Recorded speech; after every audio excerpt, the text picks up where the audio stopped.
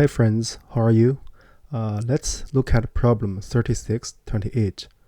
Maximum number of subsequences after one inserting. In this video, we are going to solve it using prefix and suffix sum with simulation.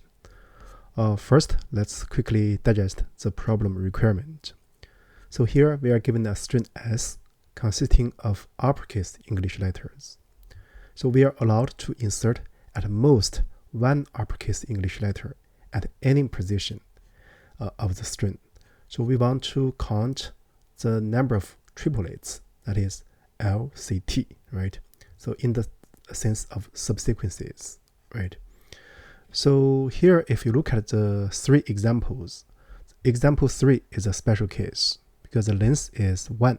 It's impossible to get LCT sequence with at most one insertion, so the output is 0.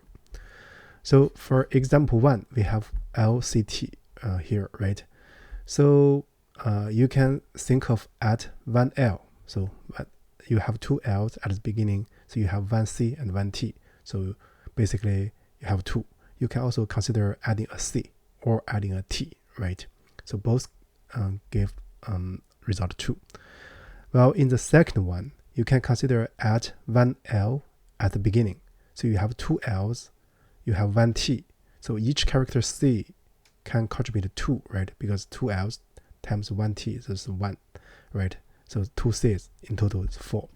But if you add a C in between, you have 3 C's, but each C can match the left and the right T respectively. Overall, you will have 3 such triplets, but the overall largest is 4 for this problem, right? So those are the 3 examples. So the constraints are the following. First is the size. So the length can be as long as 10 to the power 5. And the second is the consistency assumption. S consists of uppercase English letters. So actually for this problem, you should realize that we need only to consider LCTs in S in reality, right?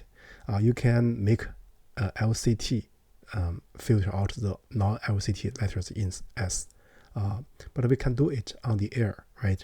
So this is the one thing. So because this problem is a counting problem, it's important to know the overall idea on how to do the counting. Because we are going to consider the triplets, so we can fix the C, right? And then if there are M letters L before the C and N letters after N letters T, right, after the C, so we are going to have M by N LCTs with this character C, right? If we summation over all the C's, we get the counting.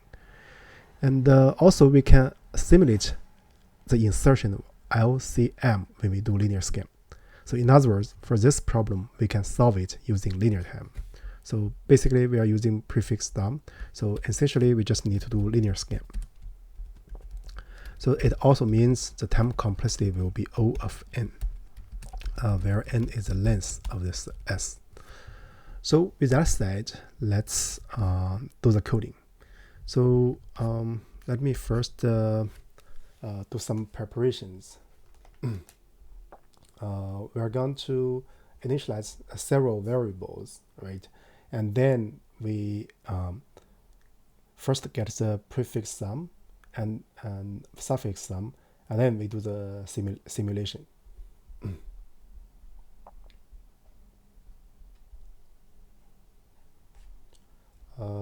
Let me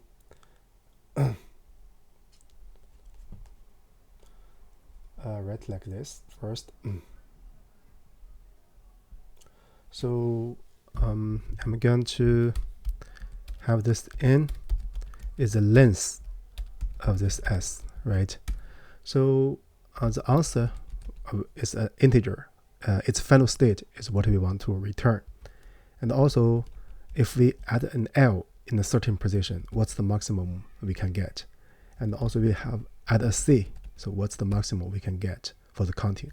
And a LCT, right? So also 0.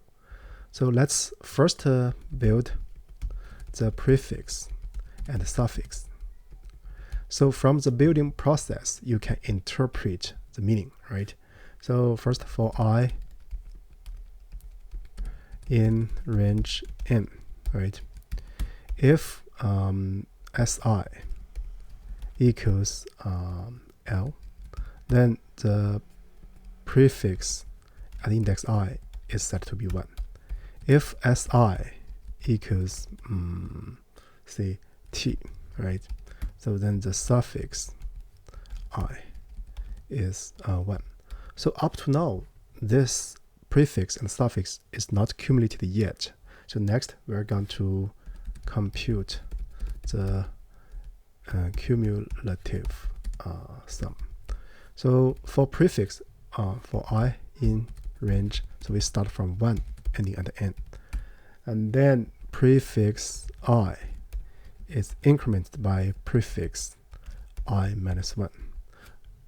So this way, the prefix I will be interpreted as the number of L's up to index L. So similarly, we can do for t.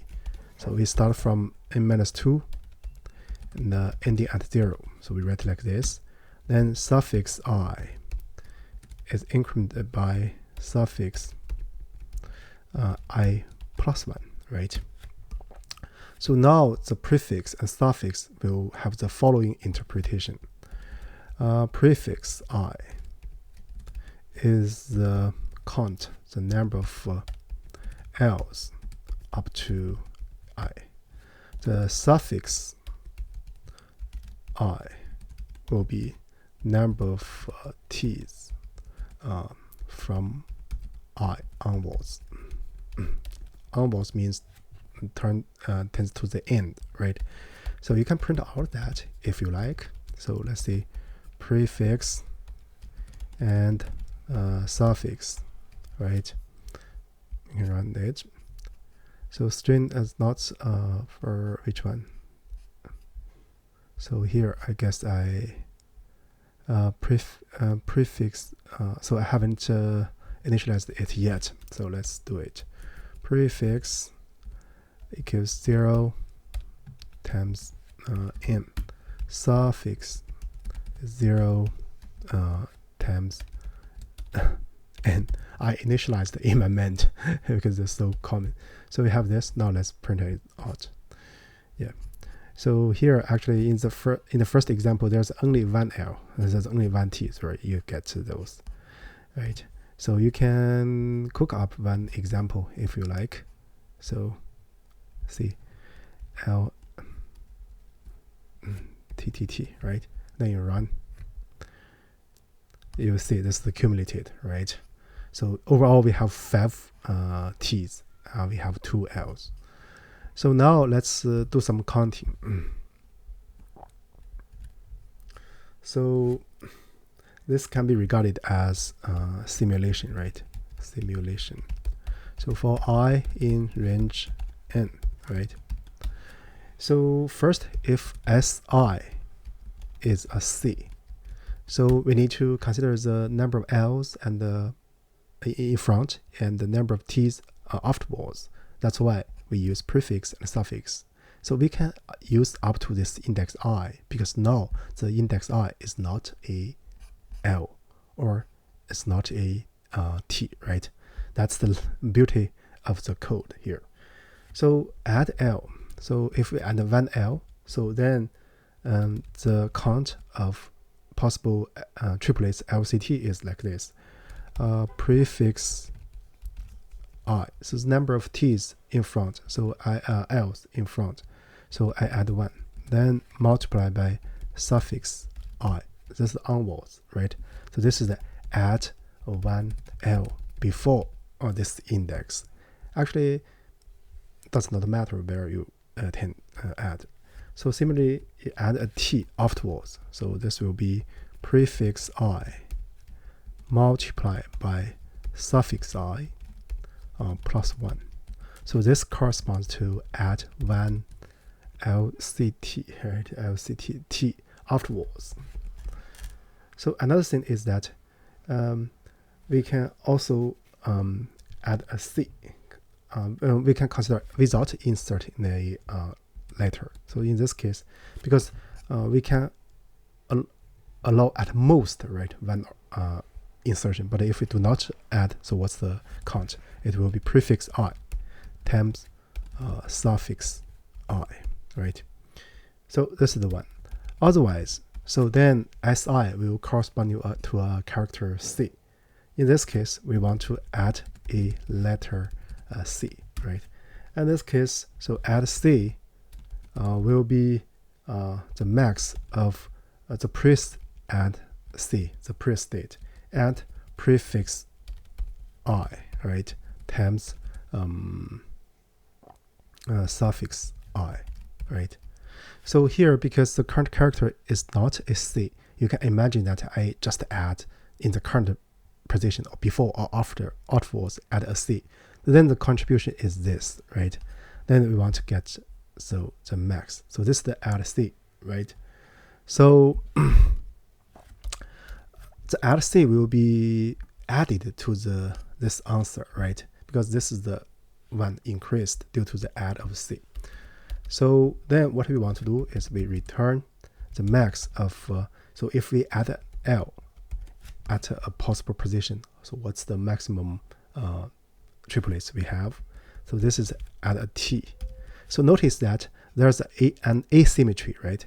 Add T and L is sort of symmetric, but add C is not, right? So here we do answer plus this maximum possible increment due to the add C, right? So in other words, add the maximum of this over I, right? So before we make any comments, let's first run it. Yeah, it passes the test cases. Now let's look at the generic case. Yeah, it passes all the cases. So that's basically about it for this coding. So here, what I want to say is that when you do the code, so first you need to realize something here. For example, here we can change S to be, character for character in S, if character in LCT, right?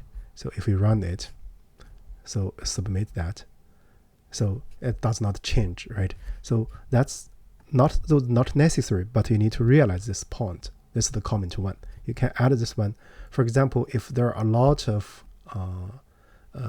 characters which is not LCT, then adding this line will actually shrink the time in those for loops. This is the one point.